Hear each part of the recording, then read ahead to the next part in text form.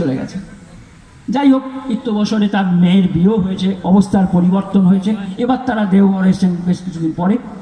ঠাকুর প্রণাম করেছে পার্লারে, যেখানে শিশি দাদা বসেন, নাটমণ্ডপের যেখানে বসেন, সেখানেতে ওই মাটি ঠাকুর দাদাকে দেখে দেখেছে দূরে একটা শালের খুঁটি ধরে, তখন এখন তো শালের খুঁটি নেই, কয়েকদিন হলো সেটা চেঞ্জ হয়ে গেছে, শালের খুঁটি ধরে ঝরঝর করে কাঁদছে। বিনাপানি স্কুলের মাস্টারমশাই মুকুল সিটদা ওই মাটিকে জিজ্ঞেস করছেন, মা আপনি কাঁদছেন কেন, আপনার কিছু হারিয়েছে? ওই মাটি বললেন, না আমার কিছু হারায়নি, তবে কাঁদছেন কেন? বলে ওই ঘটনাটা বললেন, সেদিন আমার বাড়িতে যে গিয়েছিলেন, ওই তো ওই ভদ্রলোক যে বসে আছে, উনি তো সেদিন আমার বাড়িতে গিয়েছিলেন। তাহলে দেখুন, ওই মাটি তার বাড়িতে বসে শিশি দাদাকে দেখলেন, ঠাকুর দর্শন হলো তার, দাদা সেখানে গেলেন, দিয়ে ওই মাটিকে বললেন। তাহলে মানুষ এইরকমভাবে কিন্তু তার দয়া পায়। আরেকটি মা তিনিও চোখে দেখে, এবার মাটি চোখে দেখেন না, মহারাষ্ট্রে বাড়ি, তিনি এসেছেন হুইল চেয়ারে করে, তাকে নিয়ে যাচ্ছেন দাদার কাছে। দাদা জিজ্ঞেস করছে, যে ওই মাটি জিজ্ঞেস করছে কোথায় এলাম আমি, কোন জায়গায় এসছি? তখন বললে, আগে ওই বলছে, তুমি তো এর কাছে এসছো, শিশি দাদা এখানেতে নাটমণ্ডপে দাদার কাছে এসছো। তো দাদা জিজ্ঞেস করছে, ও কি হয়েছে? বলে, আগে ও চোখে দেখে না, ওর একটা অ্যাক্সিডেন্টে চোখ নষ্ট হয়ে গেছে, তাই ওকে হুইল চেয়ারে করে নিয়ে আসছে, ও বুঝতে পারছে না, বয়স্ক হয়েছে, অনেক বয়স, 80 বল। তখন কাছে নিয়ে আসতে ডক্টর মধুপ ছিলেন, জিজ্ঞেস করছেন যে বলতো ওদের কাছে ডাক্তারি কাগজপত্রগুলো আছে কিনা? বলে, আগে হ্যাঁ কাগজপত্র নিয়ে এসছে। তখন ডক্টর মধুপকে দেখতে বলে, দেখতো। ডক্টর মধুপ দেখে টেকে এসে দাদাকে বলছেন যে ওর ডাক্তারি নিয়ম অনুযায়ী যা করার কথা ছিল কিন্তু সবই করা হয়েছে, অ্যাক্সিডেন্টের চোখের ভেতরের নার্ভগুলো সব নষ্ট হয়ে গেছে, কোনোদিনই ওর চোখ ফিরে পাবে না, কারণ ডাক্তারি মতে যা কিছু করার ছিল সব করা হয়ে গেছে। তারপরে বললেন, এখন আপনার যদি দয়া হয় তাহলে কিছু হলেও হতে পারে। তখন এবার দাদা ওই মাটির মুখের দিকে তাকিয়ে রইলেন কিছুক্ষণ তাকিয়ে থেকে বললেন, শুনুন মা, কাল থেকে আপনি রোজ গরম ভাতে তিল বাটা খাবেন, আগামী 3 বছর রোজ তিল বাটা খাবেন, আর 3 বছর পরে আপনার যে চোখ ছিল আগে, সেই চোখ নিয়ে এসে আমাকে দেখতে পাবেন। 3 বছর পরে ওই চোখ নিয়ে, যে চোখ আপনার আগে ছিল সেই চোখ নিয়ে দেখতে পাবেন। সেটা ফলবর্তী সেই মা এসে চোখ নিয়ে দেখছেন, এবং কী করে হলো দেখতে পেয়েছেন, এবং দেওঘর এসেছিলেন তিনি, ওই সেই চোখ ফিরে পেয়েছেন। আবার এই যে কান্না দিয়ে মানুষকে, যেমন বাবাইটা বলেছিলেন যে কান্না দিয়ে করে ফেলেন, এই রকম হয় মানুষকে। আমরা জানি না কিসে তার মঙ্গল হয়, তিনি জানেন, তিনি বুঝতে পারেন, তার ইচ্ছাতে চলে করেন। আচার্যদেব দাদা করেন, তার সঙ্গ করলে, তার কাছে বসলে মানুষের ঠাকুর দর্শন শুধু হয় না, আমাদের সব সমস্যারও সমাধান হয়। ঠাকুর এক জায়গায় বলেছিলেন যে মাটি যেমন উপযুক্তভাবে অচ্যুতভাবে, মাটি যেমন বীজ যেমন তা মাটির সাথে অচ্যুতভাবে যুক্ত না হলে ঠিকভাবে অঙ্কুরিত হয় না, তেমনি বীজ মন্ত্র আচার্যে যদি কেন্দ্রায়িত চলনে তপশ্চরণ হয়ে না চলে, তাহলে বীজ মন্ত্রও কিন্তু ঠিকভাবে উদ্ভাবিত হয় না, কি ভেতরে কি বাইরে। শিশি ঠাকুরের বাণী আছে, আপনারা পড়ে নিতে পারেন। এইটা হচ্ছে বীজ মন্ত্র ঠিকভাবে হয় না, প্রস্ফুটিত হয় না, যা বললে বোঝা যায়, কি বাইরে কি ভেতরে, যদি না আচার্য কেন্দ্রিকতা থাকে।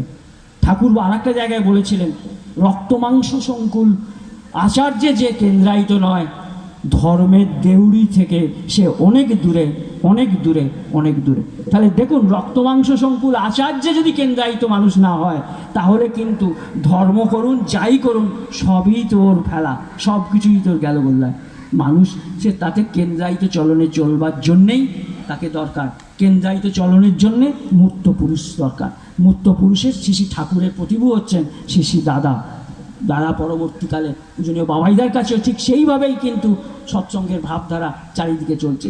একজন আমেরিকান গ্রুপ ভ্রাতা ঠাকুরের কাছে এসেছিলেন, ঠাকুর বলেছিলেন, ঠাকুরের সাথে অনেক কথা আলোচনা হচ্ছেন, দুজনের কথা বলবো। একজন এসেছিলেন, এসে ঠাকুরের জীবন দর্শন সম্বন্ধে অনেকের সাথে অনেক আলোচনা করছেন, করার পর ঠাকুরকে জিজ্ঞেস করছেন, দেখুন আমি খুব পাজিল হয়ে গেছি, আপনার লোকেরা আপনার শিক্ষা সম্বন্ধে, আপনার দর্শন সম্বন্ধে, আপনার রাজনীতি সম্বন্ধে, আপনার বিবাহ নীতির সম্বন্ধে, গার্হস্থ্য জীবন সম্বন্ধে, সমাজ সম্বন্ধে অনেক কথা বলছে, আমি খুব পাজিল হয়ে গেছি। আপনি আমাকে দুটো কথায় আবার জীবন দর্শনের মূল কথাটা বলুন। শ্রী শ্রী ঠাকুর দুটো কথাতেই ঠাকুরের জীবন দর্শনের মূল কথাটা বললেন বি কনসেন্ট্রিক, বি কনসেন্ট্রিক, কেন্দ্রায়িত চলনে চলো। বললেন তুমি যদি ইউনিভার্সের দিকে যাও, আপনি যদি সূর্যের দিকে তাকিয়ে দেখো, সূর্যকে কেন্দ্র করে পৃথিবী ঘুরছে, পৃথিবী কক্ষচ্যুত হচ্ছে না, প্রত্যেকে একটা নিজস্ব অরবিটের মধ্যে আছে, কক্ষচ্যুত কেউ হচ্ছে না। সূর্য ইজ মানে পৃথিবী কনসেন্ট্রিক টু সূর্য, সেই জন্যে পৃথিবী কক্ষচ্যুত হচ্ছে না। তারপরে বললেন চাঁদ পৃথিবীকে কেন্দ্র করে ঘুরছে, চাঁদ কনসেন্ট্রিক টু পৃথিবী, সেজন্য কক্ষচ্যুত হচ্ছে না। সমস্ত নক্ষত্রগুলো, গ্রহতারাগুলো ধ্রুবতারার দিকে মুখ করে চলছে, সেজন্য এরা ছিটকে পড়ছে না। এই নক্ষত্র গ্রহতারগুলো কনসেন্ট্রিক টু পোল স্টার, সেজন্য কেউ কক্ষচ্যুত না। মানুষের জীবনেও যদি ওই রকম একজন আদর্শ বেত্তা পুরুষ না থাকে, আচার্য না থাকে, তাহলে কিন্তু মানুষের জীবনটা এরকম ছন্ন ছাড়াই হবে, খাপ ছাড়া হবে, কথায় কাজে মিল থাকবে না, তাদের খামখেয়ালি পড়া তাদের মধ্যে আসবেই। তাই প্রথম এবং প্রধান জিনিস হচ্ছে আচার্যে কেন্দ্রায়িত হওয়া, ইষ্টে কেন্দ্রায়িত হওয়া, আচার্যের ইষ্টের অবর্তমানে রক্ত মাংস সংকুল আচার্যের সঙ্গে যুক্ত হয়ে থাকা। এটা যেখানে না নেই সেখানে কিন্তু নেই, যেখানে আচার্য নেই সেখানে কিন্তু সবই কিন্তু দানা বাঁধে না। ভালোবাসা, আমাদের বলি অনুরাগের কথা বলি, অনুরাগ আনে বৃত্তি নিয়ন্ত্রণ, ভালোবাসাটা দানা বাঁধে অনুরাগের মাধ্যমে। আপনি ভালোবাসেন বলেই তার প্রতি করতে ইচ্ছা করে, আর করতে ইচ্ছা করলেই তার প্রতি টান বলুন, যাই বলুন, গজায়, সবই খুব কোরিলেটেড। কিন্তু তা এই যে এটা হয়, প্রথম তো অনুরাগ। আমরা ভালোবাসার কথা বলি, ভালোবাসার একজন আকর চাই, মানুষ চাই, যাকে কেন্দ্র করে আমার ভালোবাসাটা দানা বাঁধবে। আমি আমার ছেলেকে ভালোবাসি, তাকে কেন্দ্র করে আমার ভালোবাসাটা দানা বাঁধে। স্ত্রীকে ভালোবাসি, স্ত্রীকে কেন্দ্র করে আমার ভালোবাসাটা দানা বাঁধে, তার প্রতি অনুরাগ আসে, তার জন্য করতে ইচ্ছা করে বিভিন্ন। তেমনি ঠাকুরের প্রতি যদি ভালোবাসা থাকে, আচার্যদেবের প্রতি যদি ভালোবাসা থাকে, তাহলে তাকে কেন্দ্র করে তার প্রতি অনুরাগ নিয়ে করতে ইচ্ছা করে, তখন সঙ্গতিটা দানা বাঁধে। সঙ্গতি না হলে কিন্তু হয় না। আমি একদিন দাদার কাছে বসেছিলাম, একটি ভদ্রলোক এসে বলছেন আমাকে মন্দিরের লোকেরা মানে না, মন্দিরে আমার লোকেরা, আমি মন্দিরের ইনচার্জ, আমাকে মানে না সবাই। শ্রী দাদা বললেন তোমাকে মানবে কেন? বলে তোমাকে মানবে কেন বলছো কেন? তুমি কি তাদেরকে ঠাকুরকে মানিয়েছো? তুমি কি তাদেরকে ঠাকুরকে মানিয়েছো যে তোমাকে মানবে? তুমি তোমাকে মানানোর কথা বলছো কেন? যখনই তুমি তোমাকে মানানোর কথা বললে তখনই তো তারা মানবে না। তুমি তোমাকে মানো, তুমি আগে তাদেরকে ঠাকুরমুখী করো। আমাদেরও তাই, ঠাকুরের অবর্তমানে তো আচার্য। আমরা যদি মানুষকে আচার্যমুখী না করতে পারি, তাহলে সঙ্গতি আসবেই না, একে অন্যের কথা শুনবে না। আর সঙ্গতি যদি না আসে, ওই গণ্ডগোল সেখানে সব জায়গাতেই হবে। যেখানে আচার্য কেন্দ্রিকতা নেই, সেখানে মানুষে কিন্তু বিভেদ আছেই। যেখানে সঙ্গতি নেই, যেখানে আচার্য কেন্দ্রিকতা নেই, সেখানে কিন্তু মানুষে বিভেদ আছেই, হতে বাধ্য। সবসময় তো তিনি দেখতে পাচ্ছেন না। আরেকটি ঘটনা বলি একবার আমি, সেটা আমার দেখার সৌভাগ্য হয়েছিল, কাছে বসেছিলাম, আচার্যদেবের কাছে বসেছিলাম একজন, তখন ঠাকুরের 125তম জন্ম উৎসব চলছে। একটি দাদা এসে বললেন, আচার্যদেবকে জিজ্ঞেস করছেন যে আপনি যদি দয়া করে আমাদের ওখানে যান, আমাদের ওখানে উৎসব, আপনি যদি দয়া করে যান। দাদা বললেন আমি তো কোথাও যাই না, আমাকে কেন বলছো? বলে সৎসঙ্গের 2-3 পদাধিকারীর নাম বললেন। একে বলেছো? আমি নামগুলো বলছি না। একে বলেছো, অমুককে বলেছো, অমুককে বলেছো, অমুককে বলেছো। মানে এরা তো সব যায়টায়, তুমি এদেরকে বলেছো কি? বলে আজ্ঞে না, বলিনি। তার একটু পরেই বললেন, দাদা শুনুন, একটু পরেই বললেন বাবাইকে বলেছো? বলে আজ্ঞে না, বাবাই যাকে বলিনি, তবে বলবো। তারপরে একটু পরে একটু কোন চুপ থেকে বললেন, শুনো, বাবাইকে বলবে, বাবাই যা বলে সেই মতো করবে, সেই মতো তার কথা শুনবে এবং সেই মতো করবে। আবার একটু চুপ করে থেকে গেলেন।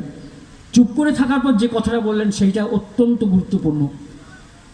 শোনো, এইটাই ঠাকুরের আশীর্বাদ আর এইটাই তার নির্দেশ, এইটাই শ্রী ঠাকুরের আশীর্বাদ আর এইটাই তার নির্দেশ। অর্থাৎ বাবাইদা যা বলেন সেইটা শুনে চলা, সেইটা পালন করে চলাই হচ্ছে শ্রী ঠাকুরের নির্দেশ। এটা আমি নিজে মুখে শ্রী দাদার কাছ থেকে শুনেছি। সেই ভদ্রলোককে বললেন যিনি 125তম উৎসবে দাদাকে যাওয়ার জন্য নেমন্তন্ন করতে এসেছিলেন।